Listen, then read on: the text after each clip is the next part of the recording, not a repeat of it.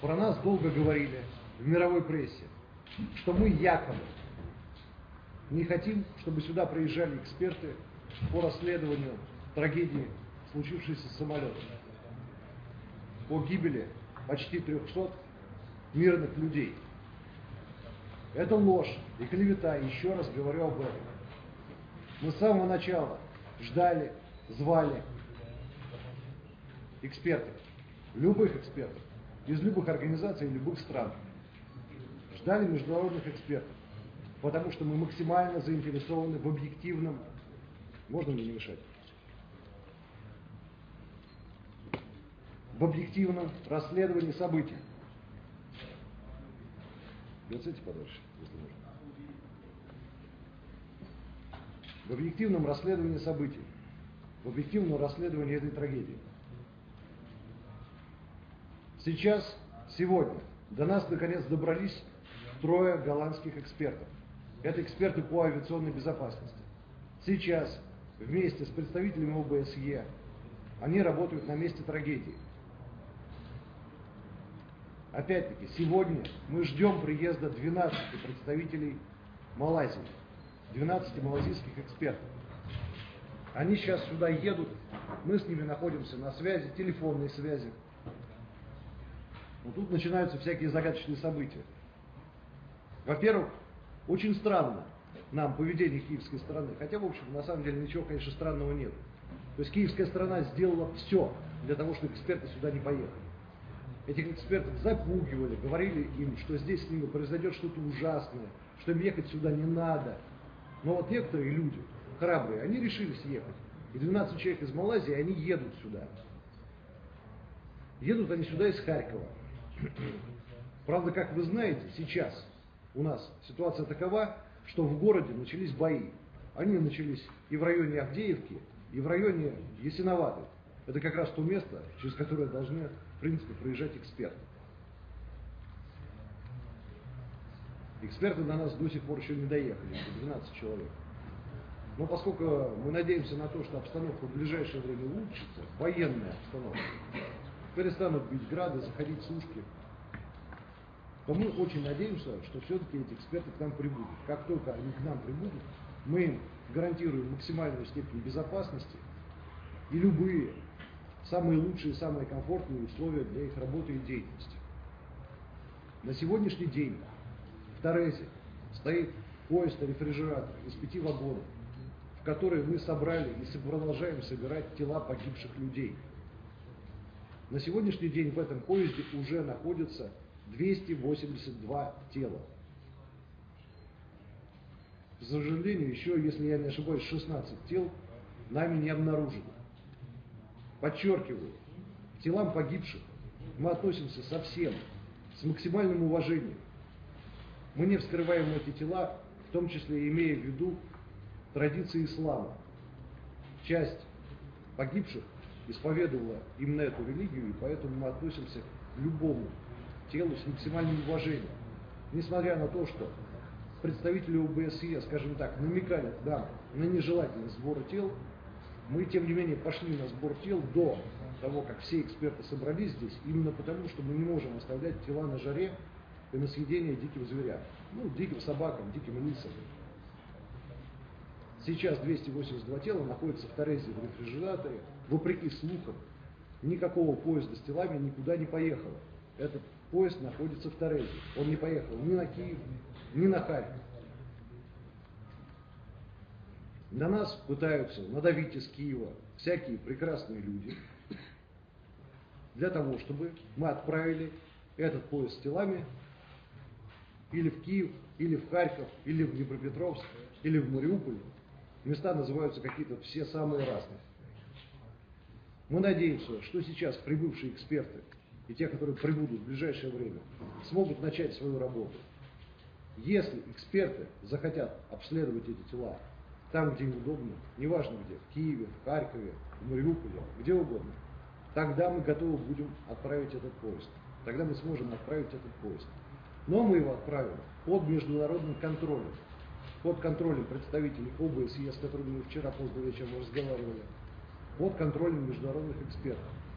Потому что стороне противника мы, естественно, не доверяем.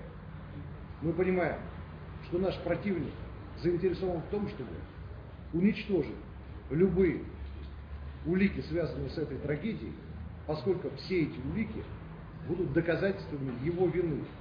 Я еще раз говорю, что у нас не было ни технических возможностей, никакого мотива сбивать этот самолет.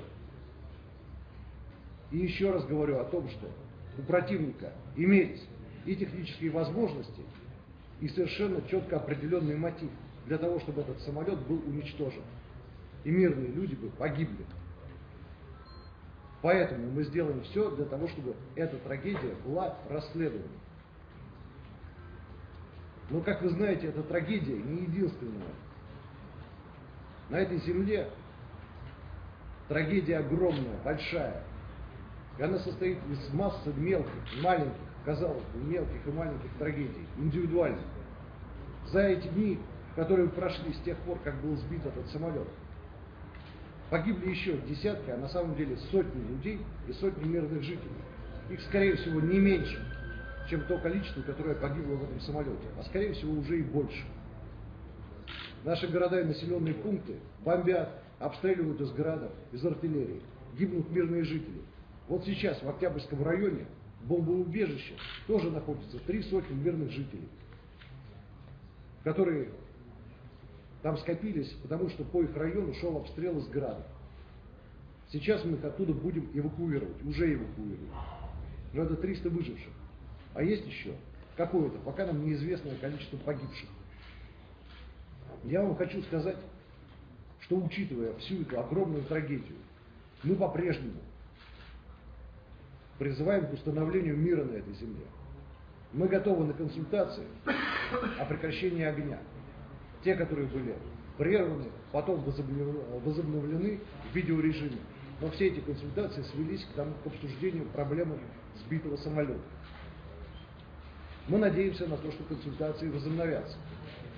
У нас есть сведения о том, что под эгидой ОБСЕ консультации начнутся снова сегодня в районе 2 часов. И еще раз хочу сказать, мы за мир, мы против продолжения этой войны.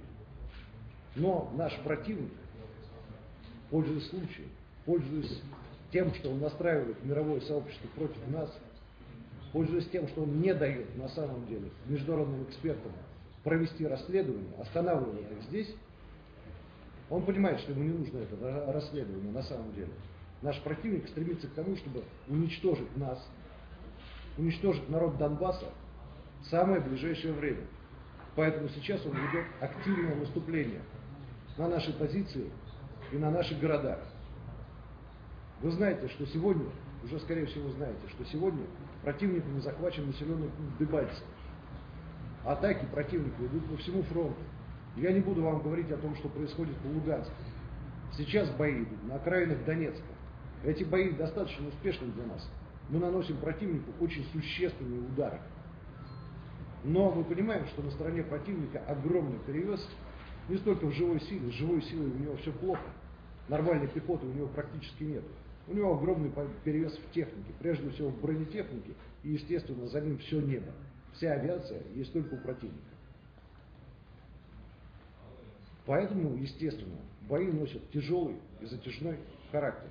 Мы фактически сражаемся, армии, состоящие из ополчения, не очень хорошо, честно говоря, вооруженные, и недостаточно организованной армии, но армии настоящих патриотов и бойцов, против огромной регулярной армии, которая усилена бронетехникой, которая поставлена из многих стран бывшего Варшавского договора, в которой воюет огромная масса наемников из разных стран, из Польши, со всей Европы, наемников частных военных компаний с Запада.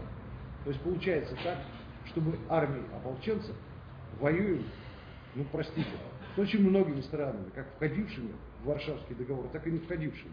По факту получается так.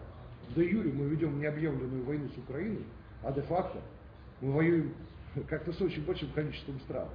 И польская, и болгарская бронетехника, она оказалась каким-то образом на Украине, и теперь воюет против нас. Вот, собственно, это то, что я хотел в первую очередь сказать. И сказать еще о том, что мы очень надеемся в этом расследовании на помощь российских экспертов и очень ждем. Мы надеемся, что они приедут и помогут объективно осветить картину происшедшего с этим самолетом. Предвосхищая ваш вопрос, в очередной раз хочу сказать, что да, технические элементы самолета, которые нам представляются черными ящиками, находятся в нашем распоряжении. Мы готовы передать их техническим экспертам, мы готовы передать их экспертам ИКАО. Мы ждем их здесь, в Донецке. Мы надеемся, что они приедут, и мы эти ящики им передадим, для того, чтобы была возможность объективного расследования. Любые другие элементы самолета также будут им доступны, и если им нужно будет, перевезены в то место, которое они укажут как место обследования. Пока все. Спасибо. Если есть вопросы, то задавайте их, пожалуйста.